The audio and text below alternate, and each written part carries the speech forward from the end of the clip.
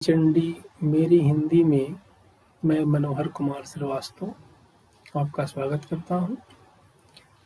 आज इस वीडियो में कक्षा 9 के लिए पाठ्य पुस्तक गोधली का जो काव्य खंड है, उस काव्य खंड का पहला जो कविता 9th क्लास में पढ़नी है वह रैदास की लिखी थी।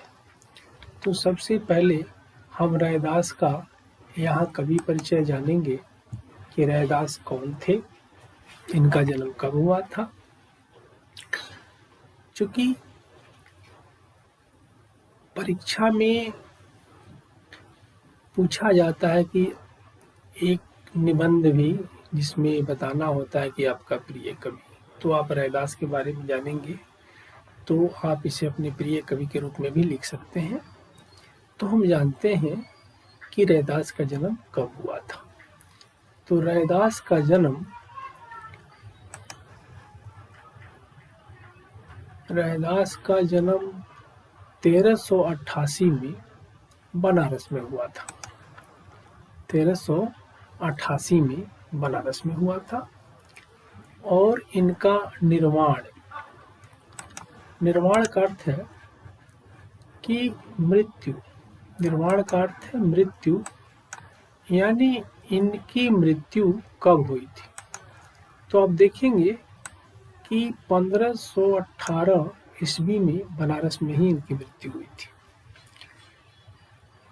परीक्षा में ऑब्जेक्टिव वस्तुनिष्ठ प्रश्न पूछे जाते हैं कि रैदास का जन्म कब हुआ था, कहाँ हुआ था, मृत्यु कब हुई थी, कहाँ हुई थी।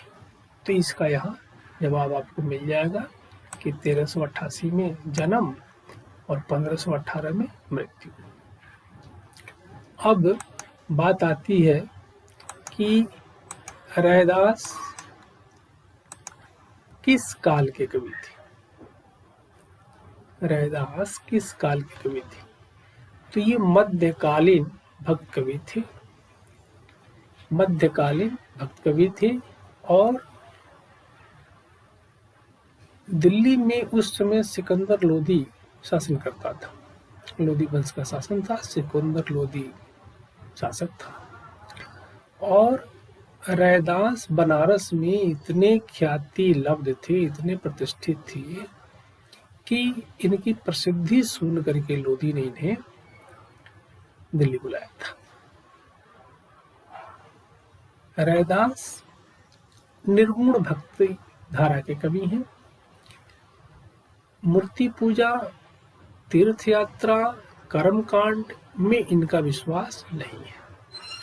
इनका मानना है कि व्यक्ति की आंतरिक भावना यानी हृदय शुद्ध होना चाहिए। भगवान की आराधना हृदय से की जानी चाहिए, मन से की जानी चाहिए और समाज में भाईचारे के साथ रहना चाहिए, ऐसा रैदास मानते हैं और इसी को इन्होंने सच्चा धर्म माना है। अब बात आती है कि रैदास ने जो कविता लिखी, जो कविता 9th क्लास के बच्चों को पढ़नी है, उसकी भाषा कैसी है। तो भाषा बहुत ही सरल है, व्यवहारिक है और इसमें ब्रज भाषा का प्रयोग हुआ है। लेकिन ब्रज भाषा के साथ साथ इसमें अवधी के शब्द भी हैं, राजस्थानी भी हैं, खड़ी बोली हिंदी के भी हैं और उर्दू फारसी के शब्द भी इसमें मिश्रित। अब एक प्रश्न आता है कि इस कविता में किन अलंकारों का प्रयोग हुआ है। तो अलंकार के दृष्टिकोण से हम देखेंगे तो इसमें उपमा और रूपक का प्रयोग हुआ है। जब हम कविता पाठ करेंगे, कविता को समझेंगे, तो उस समय बताया जाएगा कि कहाँ उपमा अलंकार है और कहाँ रूपक है। अब एक बात आती है कि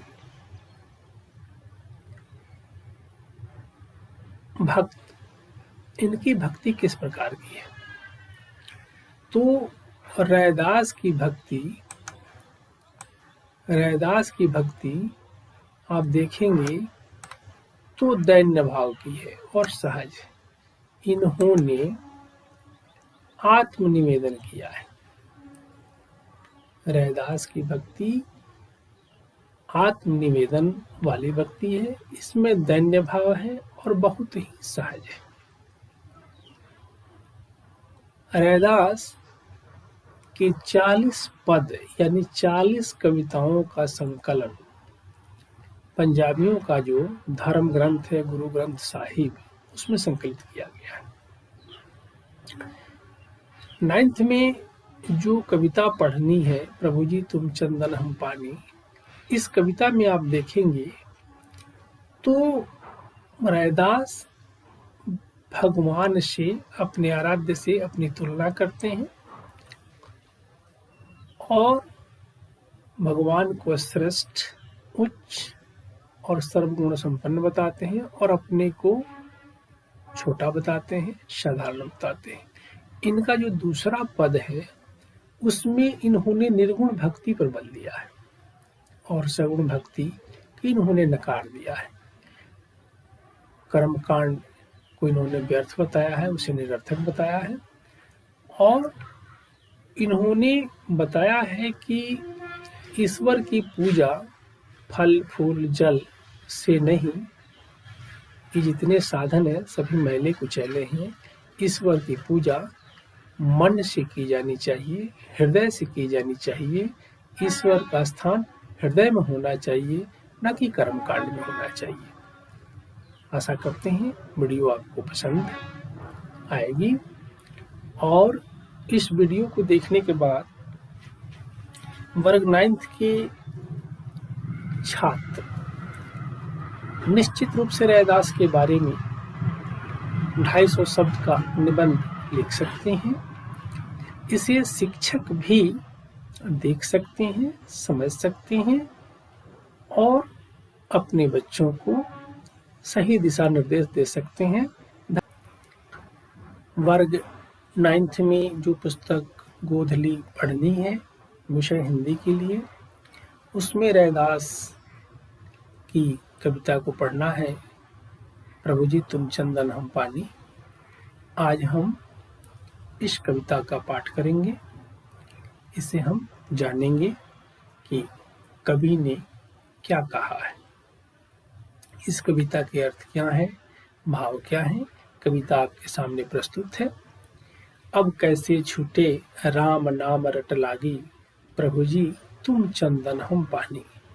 जाकी अंग अंग बास समानी, प्रभु जी तुम घन बन हम मोरा, जैसे चितवत चंद चकोरा। प्रभु जी तुम दीपक हम बाती, जाकी ज्योति बरै दिन राती। प्रभु जी तुम मोती हम धागा, जैसे सो नहीं मिलत सुहागा। प्रभु जी तुम स्वामी हम दासा, ऐसी भक्ति करे रैदासा।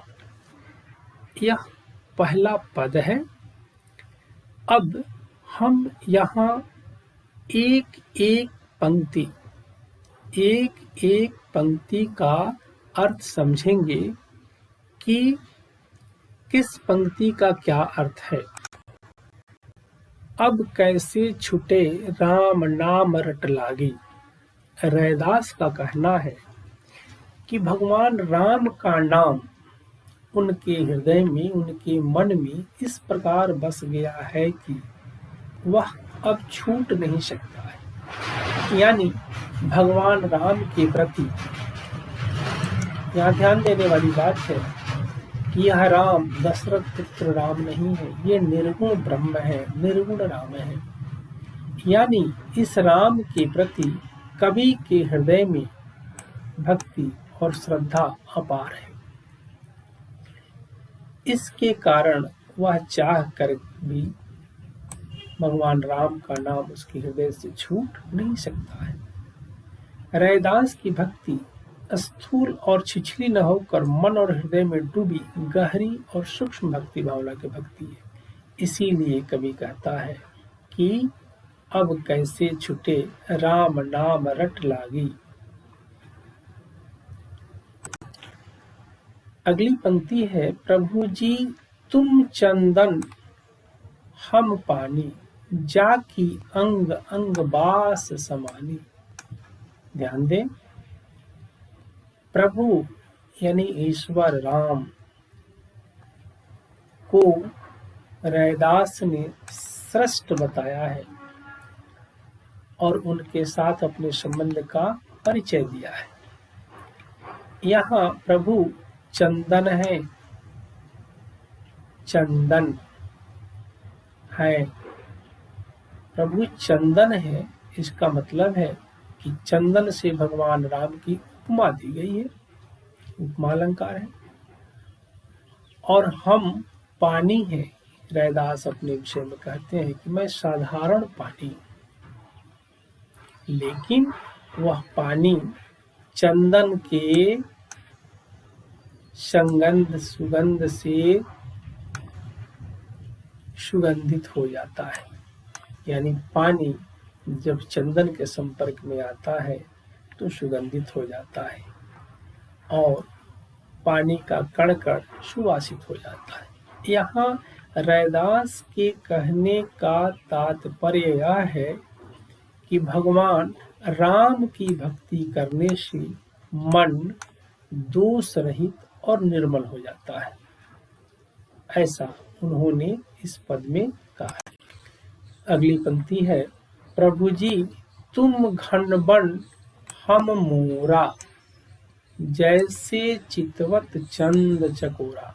यहाँ ध्यान दें कि ईश्वर को रैदास ने घन यानी बादल कहा है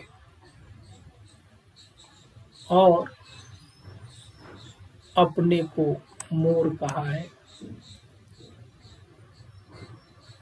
भगवान यहाँ घन है और चंद्र है, चंद्र यानी चंद्रमा है। रैदास ने इस पंक्ति में भगवान को बादल और चंद्रमा दोनों कहा है, यानी दोनों घन कहें तो रूपक हो जाएगा और घन से तुलना करें तो उपमा हो जाएगा। और अपने को उन्होंने मोर कहा है और चकोर कहा है। ध्यान देने वाली बात है कि मोर बादल को देखकर प्रसन्न हो जाता है। आकाश में जब काले काले बादल छा जाते हैं तो मोर प्रसन्न होकर नाचने लगता है। यहाँ भक्त भी भगवान की कृपा, करुणा, दया को महसूस करके प्रसन्न हो जाते हैं। चंद्रमा और चकोर का संबंध है कि चंद्रमा को देखकर चकोर विभोर हो जाता है। चंद्रमा की प्रसन्नता, शीतलता से चकोर आह्लादित होता है। कहने का तात्पर्य है कि रैदास ने भगवान राम की भक्ति बहुत ही सहज रूप में की है और उन्हें श्रेष्ठ बताया है, अपने को साधारण बताया है और अपने संबंध को स्पष्ट भी किया है कि जैसे घन से मोर प्रसन्न होता है, बादल से मोर प्रसन्न होता है, चंद्रमा से चकोर प्रसन्न होता है, उसी तरह रैदास भगवान से प्रसन्न होते हैं। ऐसा इस पंक्ति का अर्थ है।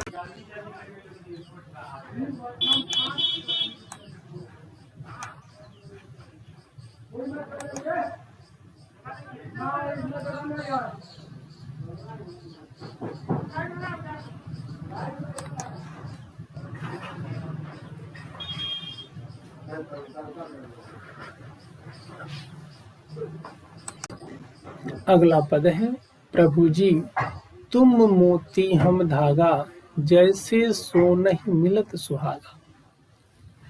यहाँ ध्यान देंगे कि रैदास ने ईश्वर को मोती और सोना माना है। ईश्वर मोती के समान चमकने वाला, सोना के साथ समान कीमती बहुमूल्य धातु है और अपने को साधारण धागा और सुहागा माना है। कहने का तात्पर्य है कि रैदास ऐसा मानते हैं कि साधारण धागा मोती के संपर्क से मूल्यवान हो जाता है, कीमती हो जाता है। वह धागा मोती की कीमत में ही बिक जाता है। सुहागा का गुण है कि वह सोना के साथ जब मिलता है तो उसका शुद्धिकरण करता है, उसके मैल को, उसके अवशिष्ट पदार्थ को सोने से निकालता है और उसे खारा बना देता है। यहाँ समझने योग्य बात है कि रैदास सुहागा रूपी सोने से मिलेंगे तो सोने के संपर्क में आने से रैदास का जीवन भी मूल्यवान और कीमती हो जाएगा। ऐसा रैदास ने इस पंक्ति में अपने भाव को प्रस्तुत किया है। इस पद की अंतिम पंक्ति है, प्रभु जी तुम स्वामी हम दासा। प्रभु जी तुम स्वामी हम दासा, ऐसी भक्ति करे रैदासा। इस पंक्ति में रैदास ने यह बताने का प्रयास किया है कि राम यानी ईश्वर उनके स्वामी हैं, स्वयं रैदास उनके सेवक हैं, दास हैं। ऐसी भक्ति का अर्थ है इस प्रकार की सहज विनीत विनम्र भक्ति रैदास करते हैं और यही उनके जीवन की सहज सार्थकता है। इस प्रकार इस पद में हमने देखा रैदास ने ईश्वर को श्रेष्ठ माना, उच्च माना, अपने को साधारण और तुच्छ माना। आशा करते हैं कि इस पद को विद्यार्थी समझकर पढ़ेंगे और लाभ उठाएंगे। धन्यवाद।